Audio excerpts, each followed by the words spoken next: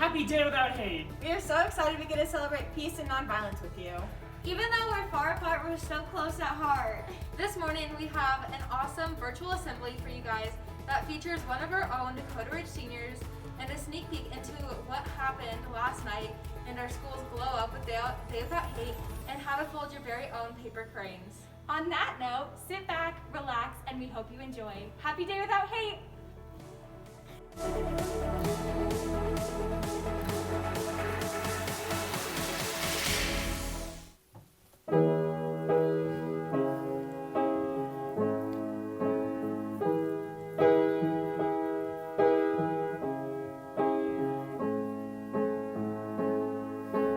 When it rains, it pours, but you didn't even notice. It ain't raining anymore. It's hard to breathe when all you know is the struggle of staying above the rising water line.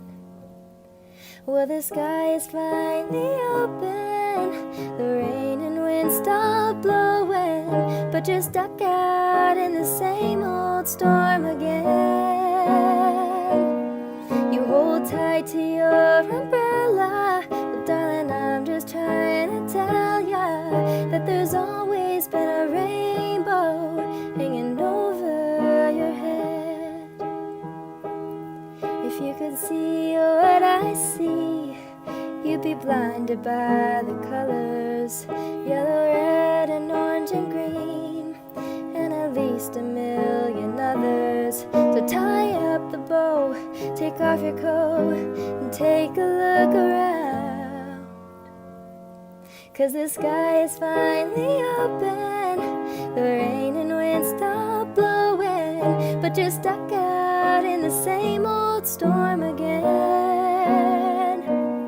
You hold tight to your umbrella. Well, darling, I'm just trying to tell ya that there's always been a rainbow hanging over your head.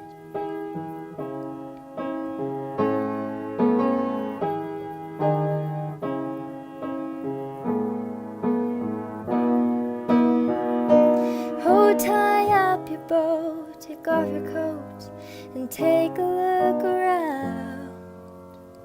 Everything is alright now, 'cause the sky is finally open, the rain and wind stop blowing, but you're stuck out in the same old storm again. Let go of your umbrella, 'cause darling, I'm just trying to tell ya that there's always been a rainbow hanging over your head. Yeah, there's always been a rainbow hanging over your head.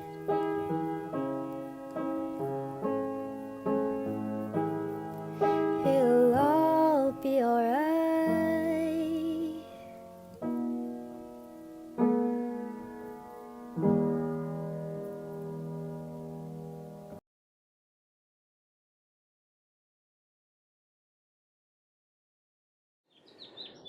A few years ago, I was on an airplane sitting in the middle seat.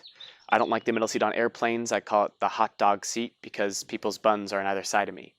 I'm sitting there and all I wanted to do was to take a nap when this woman showed up, didn't ask me to stand up, just squeezed in front of me, had a seat next to the window, and I could tell right away that this woman had more energy than I wanted her to.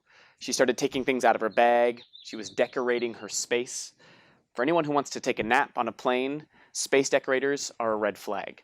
In fact, it didn't take long for her to try to make eye contact with me while I tried to stay looking ahead. Sure enough, she taps me on the shoulder. I take out my headphone. I said, "Yeah, you need something?" She goes, "Hi, I'm Helga." I said, "Here we go." I have a 4-hour plane ride and all I want to do is take a nap, but Helga goes after it. She starts asking me all kinds of questions. At some point, she asked me what I did for work.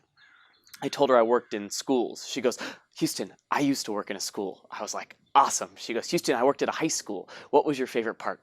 What did you love about high school?" I said, probably my senior year. She goes, "Why?" I'm like, "Okay, we're going to do this."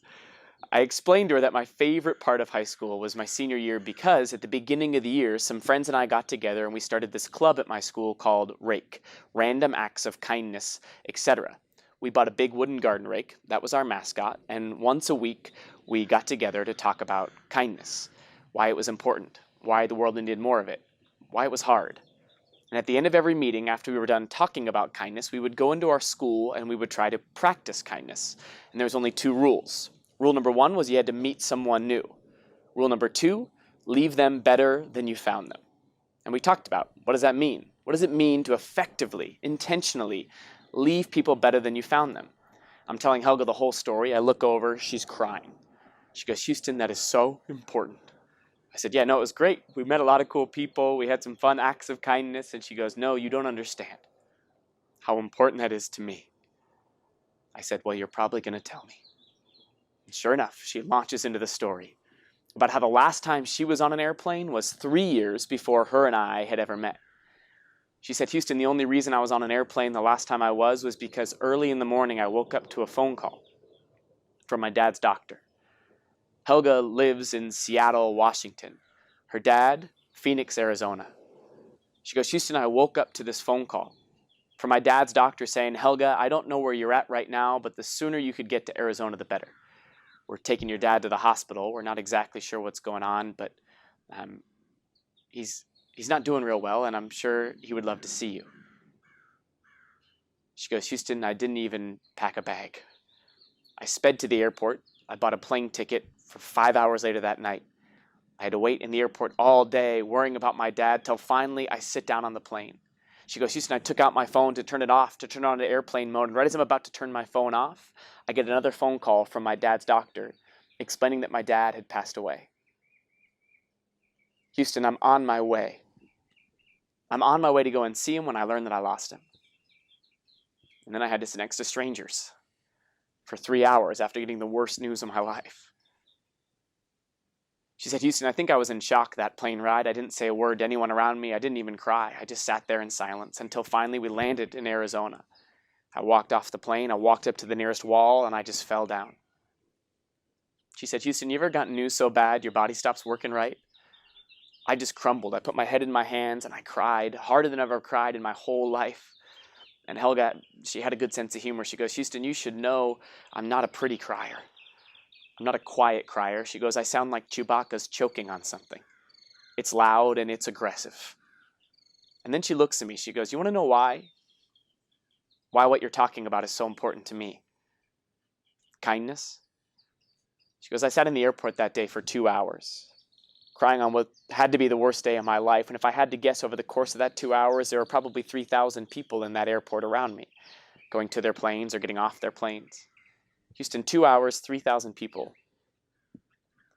And not one. Not a single person stopped. She looks at me, she goes, you have no idea how much I could have used an act of kindness that day. It's weird, I've never talked to Helga again. We were just airplane friends. I don't even know her last name. But I think about Helga or talk about Helga, no joke, almost every day. And I don't know how you react to the story, but I know for me personally, every time I talk about it, every time I think about it, it's a little bit self-confrontational. It's one of those stories that forces you to ask yourself the question, would I stop? I know you don't know me that well, or maybe if you do, you know that I believe in kindness a lot. I have since high school, and I've spent the past 10 years of my life talking about kindness. And yet, if I was really honest, if I asked myself that question, would I stop? I think like 9 times out of 10, the answer is no. I think what frustrates me even more is if you were to ask any of the 3,000 people in the airport that day who did walk by Helga, if you were to ask them the question, do you believe in kindness? I think that all of them would say yes. So there's a gap, right? A gap between what we say is important, what we believe is important, and sometimes what we actually do for each other. We can believe in something deeply and not be very good at it. I think there's a gap in our world between what we believe is good and what we're actually good at. I'm in the hot dog seat. Helga looks at me. She goes, Houston, 2 hours, 3,000 people, not one person stopped. I'll never forget what she said next. She goes, you know what I realized that day, Houston? As I sat in the airport crying, I realized that kindness isn't normal. That it's not normal in our world to be kind. And ever since that day, I've been trying to figure out how you and I change that. And I believe that the only way that we make kindness normal in our world is to do the uncomfortable and messy and hard work of making kindness more normal in our own lives. I believe that kindness is harder than it sounds. It's more complicated than sometimes we make it out to be. And I believe, like any other muscle in our body, like any other skill we want to develop, it requires ongoing, consistent practice. It requires us to show up to the gym, even when we don't feel like it, to exercise that muscle of kindness towards people that are different than us, towards people that challenge us. It is a skill that all of us need to build, an exercise that we must practice every single day for ourselves, to be kind to ourselves, to be kind to our family, to our friends, to the strangers we haven't met yet, in order to make more kindness in our lives and make kindness more normal in this world.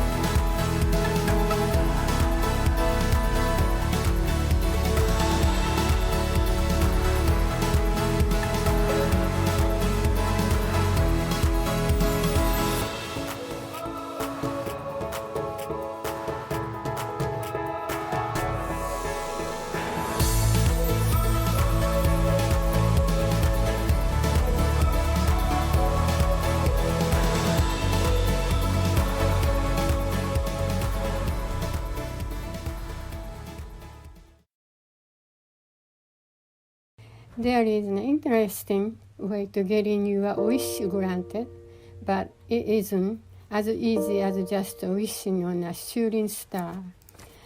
It is a task that requires patience, dedication, and a lot of paper. In Japan, crane is considered as a mystical animal that is believed to live for 1,000 years. Because of this, it became a symbol of good luck and a long life. Anyone who follows 1,000 paper crane will be granted a wish. Sadako Sasaki was 2 years old when the world's first atomic bomb dropped on Hiroshima. Over the course of the next 10 years, Sadako developed leukemia. While hospitalized, Sadako began to make paper crane. She wrote, 私はあなたのツバメの上に平和を描きます。そしてあなたが世界中を飛ぶだろう。The disease claimed her life at the age 12. Sadako's story, however, remained very much alive.